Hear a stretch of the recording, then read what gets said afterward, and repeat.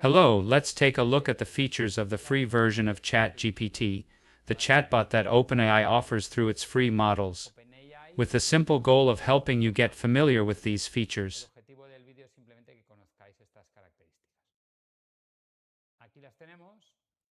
As you can see on the list, there's a pretty important change. We used to have different quality models, but now everything runs through the new GPT-5 model. This new model has the ability to decide how much thought to apply. This implies that, even though it's no longer a new feature, an interaction style in which you make a request and the chatbot proceeds step by step, determining the necessary information and constructing the response. The free version of GPT now includes this model, with the system determining the level of reasoning to apply. Although the reasoning process takes longer, the outcome is improved. With the full GPT-5 model, you get 10 interactions every 5 hours, and after that, it switches to GPT-5 Mini. It also has a very limited number of accesses to the full reasoning mode, called GPT-5 Thinking, allowing only one use per day.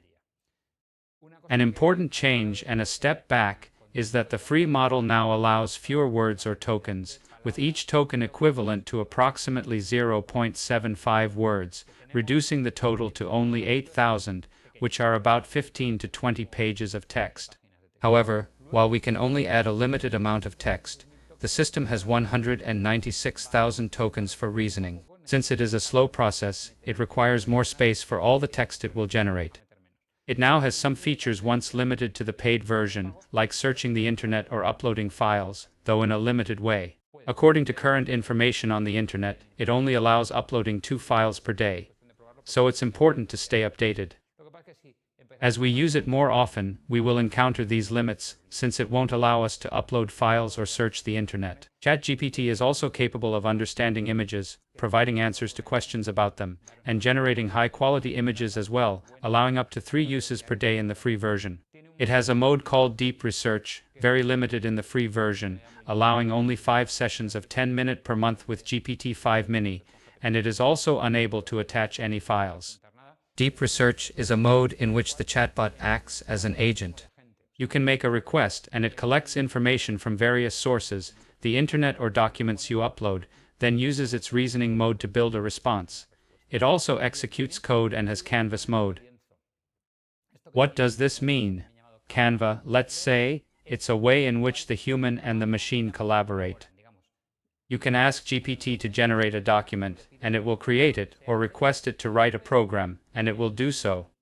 You can then modify anything in the document or program, and ask the chatbot to continue working. You don't need to provide the information again. It's an interactive mode.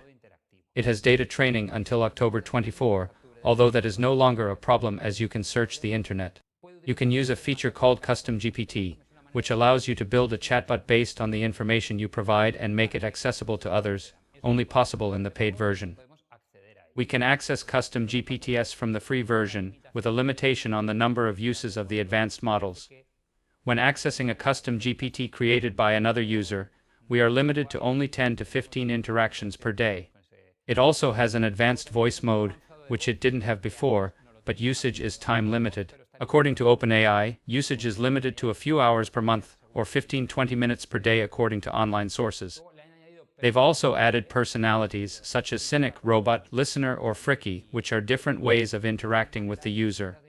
However, some people on internet forums are complaining that the personality of GPT-4, the previous model, was better. It also has a study and learn method inspired by Claude from Anthropic, which asks questions when you request information on a topic. Instead of giving you the answer directly, it asks questions, provides exercises, or encourages you to reflect so that you can learn about the subject. You can access ChatGPT without registering, but as soon as you request it to do something, it will ask you to approve the use of cookies. And if we want to attach any files, such as a document, the system will require you to register.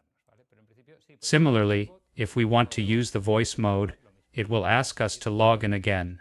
So let's go back to the chat, and since I have my account set up, let's see how we can log in.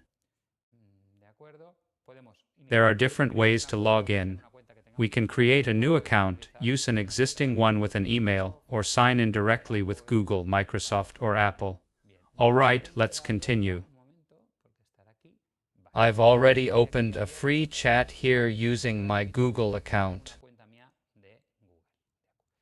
Let's start with the top menu located on the left. By clicking the logo button or simply the first tab, we can open a new chat. The next menu tab lets you search all your chats, including previously created ones. All your chats will appear down here on the left side. Clicking the next tab lets you access custom GPTs to explore the library. From this menu, you can access the library to explore GPTs. The next tab is for generating videos, which is not available in the free version. Below, all the custom GPTs you've accessed appear. I already have one for the University Doctoral School of the Polytechnic of Valencia and another I've been testing. Here are the configuration options, which we won't cover, and the most recent chats we've created. I'll show some things I've done with the free version. For example, I asked GPT to sum the first 1000 natural numbers, and it gave me the formula and the result. Its math isn't perfect yet, but it's starting to improve. We will examine the limitations it has. In another example, I asked GPT to draw a normal curve with a standard deviation of 2, and it returned exactly what I requested. Here, it gives me the option to download the image. On the right, you can click a button to view the code it generated. This code, written in Python, is how it carries out your request. And here is the result, the image that we're seeing. We have the option to copy it, and we can also like or dislike it. We could ask it to read the content aloud, although that doesn't make sense for an image. There's also the option to share it or create a new URL to share it in different ways, as you can see on the screen. Finally, you can ask it to try again and see the GPT model used, in this case GPT-5 Thinking Mini. We can move to the last part of my chat, where I asked it to create a realistic image of a well-preserved 60-year-old couple on the beach, smiling and watching the sunset, with the background blurred using depth of field. Take a look at the amazing image it created. At the bottom of the image it gives me the option to copy or share it. Here is the space to ask your request. In the submenu on the left, you can add photos and files to conduct research, but these features are limited in the free version to a number of uses. I have the option to enable or disable the study and learn feature, as I mentioned earlier. I can ask it to create an image, even though I didn't need to generate an image to enter this prompt. However, I can select the Create Image mode and choose a style. I can request it to consider the question further, providing a more thoughtful response. Inside the Plus submenu, I have options such as searching the internet or using the Canvas mode, as I mentioned earlier. Another option is to request an in-depth investigation. As you can see, I have 4 remaining in September, and I'll get more starting October 3. The next option is the ability to connect with Google Drive, Microsoft OneDrive, or SharePoint to access files from those services. The voice menu is located on the right side. If a microphone is connected, we can dictate and describe anything. Just press this button to activate voice mode. Unfortunately, I don't have a microphone on this computer, so it won't work right now. But this is how you activate voice mode. Now that you've had a look at the interface, let's discuss the limitations of ChatGPT. Most importantly, ChatGPT can make things up, so we must be careful and always verify its information. With every new model they release, it invents fewer things. The hallucinations, which are the things it makes up, have been reduced, but they still occur. There's also an issue with uploads being used for learning by default. Even in the free version, there's a setting that allows you to disable this, but you still need to be careful and don't upload confidential or personal information. And finally is the limitation related at math. Although they are still imperfect, they improve with each new model, and as you could see earlier, it calculated the sum of the first 1000 numbers perfectly. With this, I'll end the video in which we've discussed the general features of free ChatGPT.